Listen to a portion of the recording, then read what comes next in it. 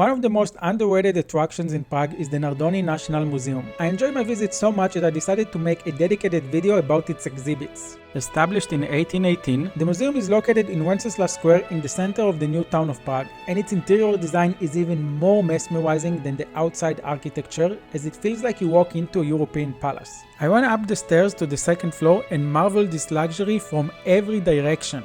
The space was just awe-inspiring, with the red carpets on the stairs and the statues of old Bohemian queens and princesses. The first exhibit that boggled my mind was the Prehistory Exhibit.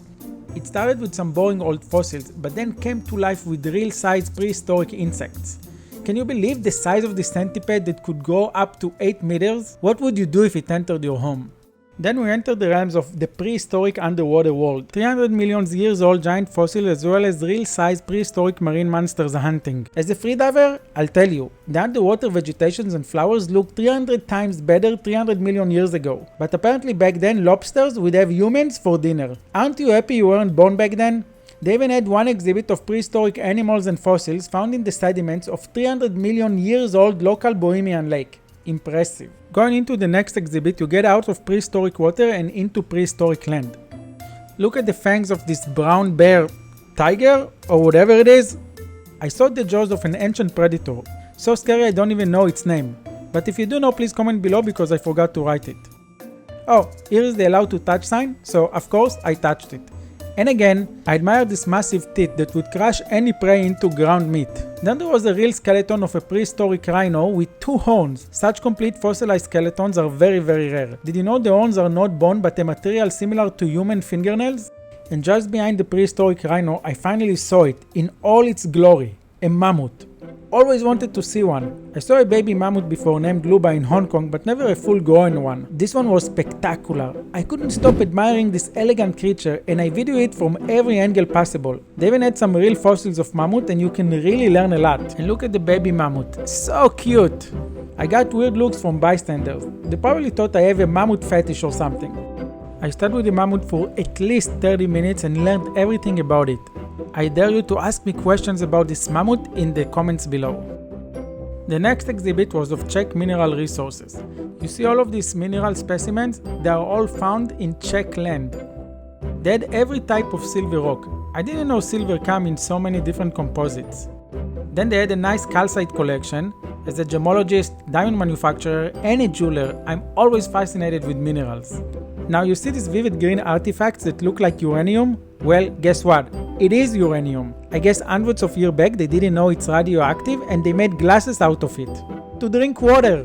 They also had an impressive collection of different types of fluorite deposits, which I collect as a gemologist. But before we continue, if you want to buy high-end diamond jewelry, please contact me on Instagram. I can get you excellent deals with wholesale prices. But if you think that's all, well, keep watching, because what I saw next gave me a gemologist brain orgasm. I entered the Hall of Minerals, and what I saw shocked me. There are thousands of deposits of every mineral out there. You can spend days, weeks, actually what I'm talking about, months, learning about these mineral deposits. It probably took them decades to collect them.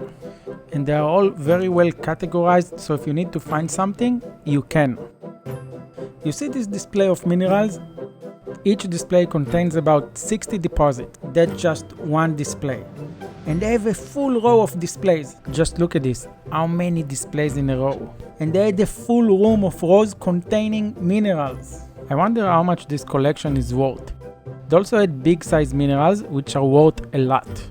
They even had light sensitive minerals. I don't know about you, but this collection is so impressive, I had to say a few words to the camera. This museum is incredible. They have samples of every mineral deposit possible. Look, just thousands of deposits. Unbelievable. The Luminescence exhibit was really cool. We went into a dark room. The light dimmed and ultraviolet light shined, and you can just see the luminescence of every type of mineral. Green, yellow, red, orange, violet, purple, just unbelievable. The only missing minerals in the museum's collection are diamonds and gemstones, which I think they should have as well for their exhibit to be complete. If you're the curator, just contact me and I'll sort you out. But overall, they had every type of mineral and rock on this planet. They even had tektites, stones from our planet that were molten during a meteorite impact and then re-entered back to Earth due to gravity. but I was shocked again. They had the most impressive collections of out-of-this-world minerals, meteorites. And I love meteorites. I own a few. And then I got another brain orgasm, a massive meteorite rock. Take a look at it. And you could touch it also?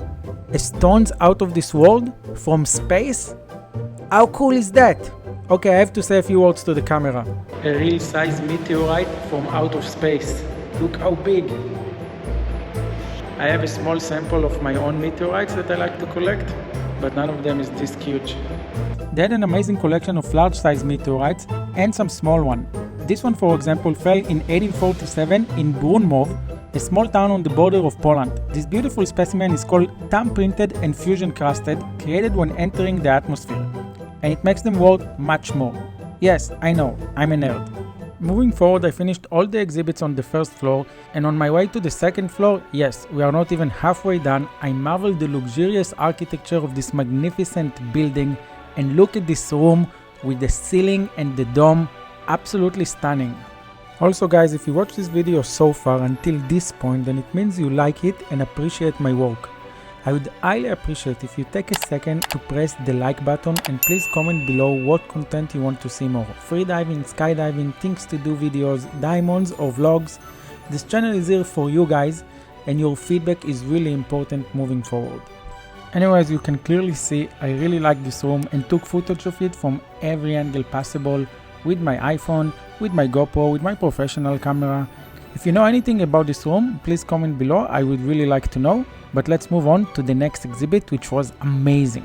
The Natural History Exhibitions on the second floor. It divided into 7 elements with the first exhibit of large animals ruling the world. The mascot of the museum is a skeleton of a massive 23-meter long female fin whale dating all the way back to 1885. It is one of the biggest specimens in the world. I couldn't stop admiring this colossal creature, hoping that one day will come and I will see one in the wild. With my camera, of course. Seeing a specimen like this in a museum exhibit such as this one is very educational because it can give you references to relate to. Just look how all the other huge animals dwarf in size in comparison to this whale. This exhibit gives you a unique perspective seeing land and marine animals side by side. They have a 22-meter long skeleton of a fin whale. Look at this massive size. They have a very educational video of this rare specimen that I thought was very educational and you can also find it on YouTube. It shows the history of how this specimen arrived to Prague.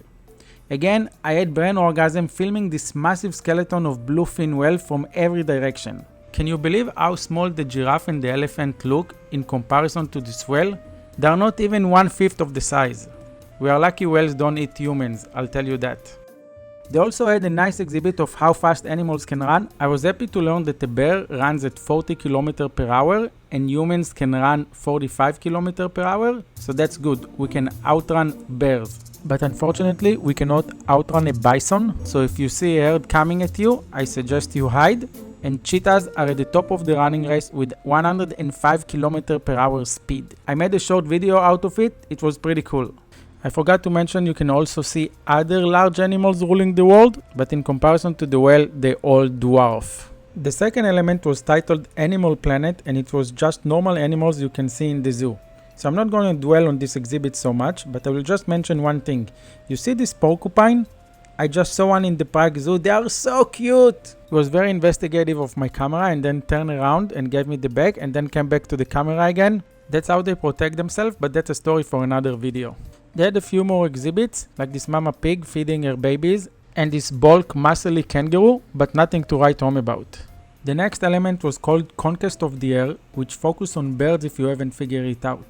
The coolest exhibits were real-size stork nest. Did you know the nest is this big? A peacock in all his glory trying to seduce you, and the real-size ostrich. The next element exhibit was really thrilling and probably my favorite, water. I learned so much about fish types and sharks, things I didn't know before even as a diving instructor. You see this saw shark? Never saw one in the wild, but one day I will. They actually cut their prey with their saws. I never thought about it before, but this type of museums are a really good way to get your kids into learning and studying. but my favorite sharks are by far hammerheads, and they had a nice fossil specimen of his jaws. I forgot to mention, each room has its own music to put you in the mood, so here are a few seconds to get you in the mood also.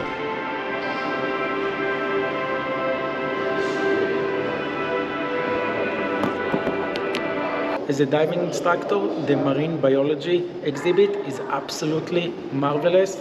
I can spend the whole day here. They had a real size monster grouper. That's my favorite fish to eat and to catch.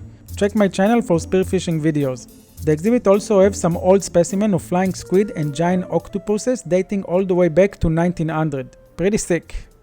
The next element was called Stepping Out in All Directions, and you can learn everything you want about invertebrates. Look at the size of this massive giant octopus. It's my dream to dive with one.